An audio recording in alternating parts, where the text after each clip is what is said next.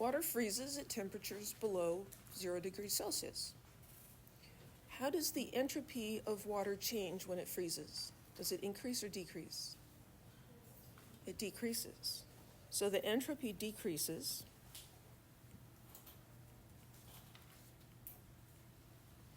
But is the process spontaneous?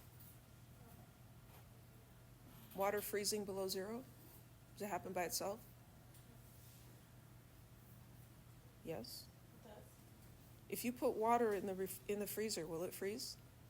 Yeah, it's spontaneous. Now, does this predict that it's spontaneous? No, right? What we've learned so far is that an increase in entropy suggests that something's going to be spontaneous. Yeah. And so here, the point of these questions is that there's a contradiction. So the entropy is increasing, but the process is spontaneous. So how do we reconcile that? Well, the second law of thermodynamics says for any spontaneous process, the entropy of what increases? Is it the system?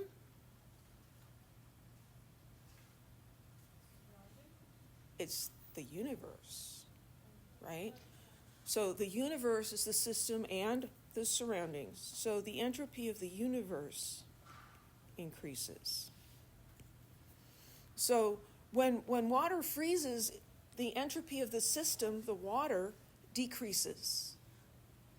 It's a spontaneous process. The entropy of the surroundings must be increasing, and they are increasing more than the water decreased in entropy. So we have to distinguish between the system and the surroundings. And we talked about this in Chem 1A, but the system is whatever part of the universe you are studying. And you can define that however you want. You know, if you're talking about something happening to your body, you could talk about your index finger as the system, or your entire body as the system, or your nose, or, whatever. So we can talk about water in the freezer being the system. We could talk about the entire contents of the freezer being the system. Whatever is not the system is the surroundings. Oftentimes we're only looking at the nearby surroundings, but technically it includes the rest of the universe. So we've got the system, the change in entropy for the system, the water freezing, and we have the change in entropy for the surroundings. We add those together and we get the change in entropy for the universe. So the entropy of the system can decrease as long as the entropy of the surroundings increases more. So why does the freezing of water increase the entropy of the surroundings? Freezing is exothermic. This is not something that just makes intuitive sense, right? When I think of an exothermic process, I think of something giving off heat, like the combustion of natural gas in a Bunsen burner. Exothermic process, right? It gets hot, you don't want to touch it, right? Exothermic process. But water freezing isn't hot. Sometimes it's helpful to look at the opposite. Water freezing, water melting. So ice melting, if we want to make that go faster, do we add heat to it or take heat away? We add heat to make the ice melt faster. When the ice is melting, that's an endothermic process. That means the reverse has to be an exothermic process. It's not something that's intuitive. But freezing, the way you get things to freeze is you're pulling heat out of them. And that's what the freezer does, is it's pulling heat out of the inside of the freezer. Entropy is the dispersal of energy. So as freezing occurs, energy is released into the surroundings. Entropy is the dispersal of energy. So release of the energy into the surroundings increases the entropy of the surroundings. So here we have the entropy of the system. The water freezing is going down, is becoming more ordered. Its energy is more concentrated. The entropy of the surroundings, though, is increasing. And when we add these together, we get a net positive change in entropy for the universe. You follow that? Does that make sense? Yeah. So is one always going to be negative and the other positive? Good question. Is one always negative and one always positive? No. Sometimes they're both the same sign. Yeah. Any other questions? But one is always going down and one is always decreasing and it's always increasing. That's a good question.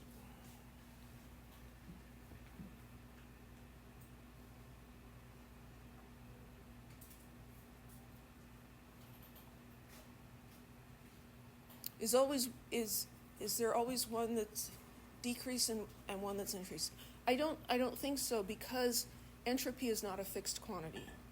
Entropy is not conserved like energy. In an energy exchange, there has to be one gaining and one losing. In entropy, the entropy of the universe is just increasing all the time. Basically, everything's just becoming a big jumbled mess, right? So, excellent question. But the sum of these can be either positive or negative. Yeah. Is it like relative depending on like the system you define or whatever? That's a good question. Is it relative depending on the system we define? So, how am I losing myself here?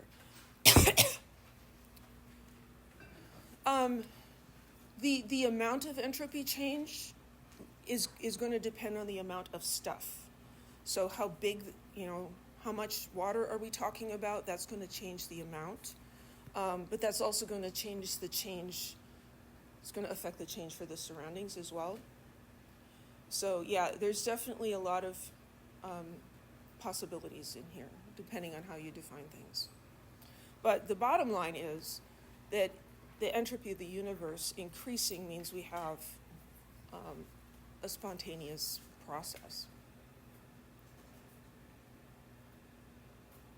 That's the one I thought I was looking at. Okay, so we do know that the freezing of water is not spontaneous at all temperatures, right? So the magnitude of delta S for the surroundings is going to depend on the temperature. So it's not only, the size of the system, but it's the temperature at which this is happening. So the greater the temperature, the smaller the increase in entropy for a given amount of energy being dispersed. Well, why is that? Because delta S equals Q divided by T. It's energy dispersal per unit of temperature. So if the temperature is big, then taking a fixed amount of energy dividing by a large temperature is going to give us a small change in entropy. If the temperature is small, taking that same amount of energy dividing by a smaller temperature is going to give us a larger delta S. Does that make sense? So delta S is dependent on temperature. So, and that's because it's joules per Kelvin. So looking at the process of ice or water freezing, the entropy of the system is going to be negative for that, the change in entropy, because freezing of water is an exothermic process all the time, right? And so energy is going into the surroundings, the entropy of the surroundings is increasing. I'm sorry, the energy of the system is increasing because it is losing energy. Delta S for the surroundings is going to be positive, but the size of it is going to change depending on the temperature. So it could be large or small depending on the temperature. So here we have one thing being negative and the other thing being positive, and the sum of this being positive or negative depends on how big this one is, depends on the temperature. Yeah. So would that mean like in colder environments that there would be a higher level of entropy because there's a lower temperature? So at a low temperature, the amount of energy is divided by a smaller number, and so the change in entropy is larger than for the same amount of energy being distributed at a high temperature. Yeah. And so what we see here for water freezing is at a low temperature, well, the change in entropy for the system is the same, both at a low temperature and at a high temperature, and it's negative. But the entropy change for the surroundings depends on the temperature. So at a low temperature, this entropy change is larger, and at a high temperature, it is smaller. So at high temperatures, we see that the sum of these is negative, that the entropy of the universe would be decreasing. That would be non-spontaneous. At a low temperature, the entropy of the universe is increasing, and that's a spontaneous process. And we all understand that water freezes. Water freezes when it's cold. Water doesn't freeze when it's warm, right? It's only supposed to be 77 degrees today. Awesome. But is water on the sidewalk going to freeze today? No. It's just not going to happen. Well, what if it was zero Fahrenheit outside? Would water on the sidewalk freeze? Yeah, it would. Because it's colder. But why? The entropy. So the entropy of the surroundings is going to depend on the temperature, and so then the overall sum, the overall change for the universe can be positive or negative. Yeah. Were both of these examples of exothermic reactions? Yes, both of these, it's the same process, water freezing. So water freezing is exothermic, and that's why the change in entropy for the system, heat is going out from it, and it is becoming more ordered, and so it has a negative entropy change. And so just based on that, we do not expect water to freeze, ever. But we have to consider the entropy change in the surrounding, and that heat going out into the surroundings, a dispersal of energy, is going to be a positive change in entropy. But the overall change for the universe depends on the relative size of those things. And so at low temperatures, the change is positive, and at high temperatures, it's negative. Water doesn't freeze at high temperatures. It freezes at low temperatures. Yeah. Is there ever a condition where, I'm trying to see if, what is the definition of spontaneity? We're getting there. Yeah, we're getting there. You're trying to piece out, well, what does this mean for spontaneity? We're getting there. Any other questions? So when the system exchanges heat with the surroundings, it changes the entropy of the surroundings. So we can use Q-sys to quantify the change in entropy for the surroundings at constant pressure. So Q-sys is the energy for the system, right? And so for the surroundings, its change in entropy is going to be opposite from the direction of the heat from the system, right? So if the system is changing in an exothermic way, it's putting energy into the surroundings getting energy is being dispersed means a negative change in entropy. So change in entropy for the surroundings is proportional to negative Q-sys. The magnitude of that entropy change is inversely proportional to the temperature. So delta S for the surroundings is proportional to 1 over T. So we can combine those two things together. Delta S for the surroundings is equal to negative Q for the system divided by T. So if we have constant temperature and pressure, we learned in Chem 1A, at constant temperature and pressure, delta H is equal to Q, the heat exchanged. So delta S for the surroundings, change in entropy for the surroundings, is equal to negative change in enthalpy for the system divided by T, assuming that things are constant pressure and temperature. Questions?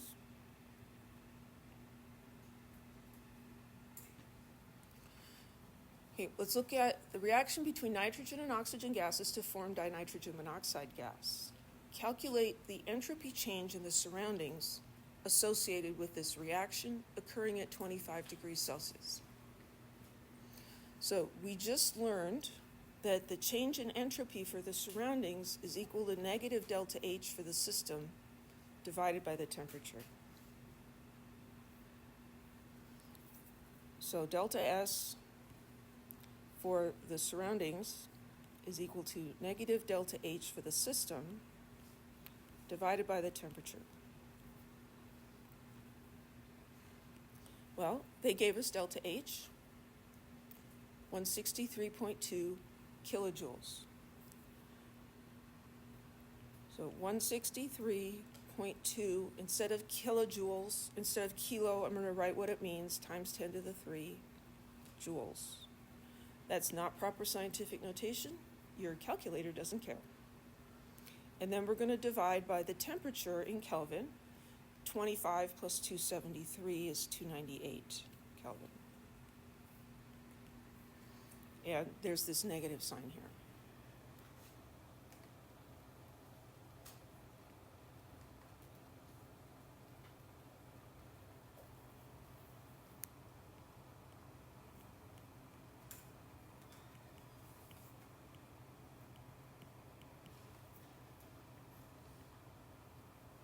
Let's just call that negative 548.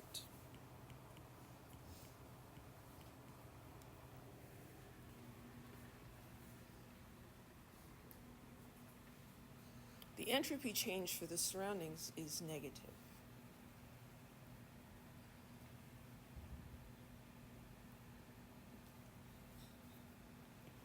This indicates an endothermic process, right? Energy is going into the system. Energy is coming out of the surroundings. And so the change in entropy for the surroundings is going to be negative. What's the sign of the entropy change for the system?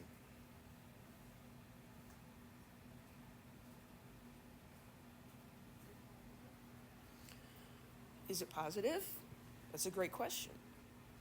Well, how can we think about it? Well, we can look at the chemical equation here and see what's going on with the states. Here we have 2 moles of gas and 1 mole of gas. A total of 3 moles of gas are becoming 2 moles of gas. So when you have fewer moles of gas, you have lower entropy, right? So the sign of the entropy change for the system is also negative.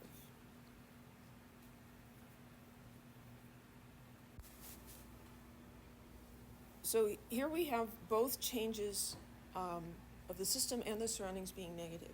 That can't happen with energy, right? With energy, one had to be positive, one had to be negative. But entropy is not conserved, and so they can both be positive or both be negative or one of each. So minus 548, negative, not spontaneous. Well, here's a question. Do biological systems contradict the second law of thermodynamics? By taking energy from their surroundings and synthesizing large complex biological molecules, plants and animals tend to concentrate energy, not disperse it. How can this be so?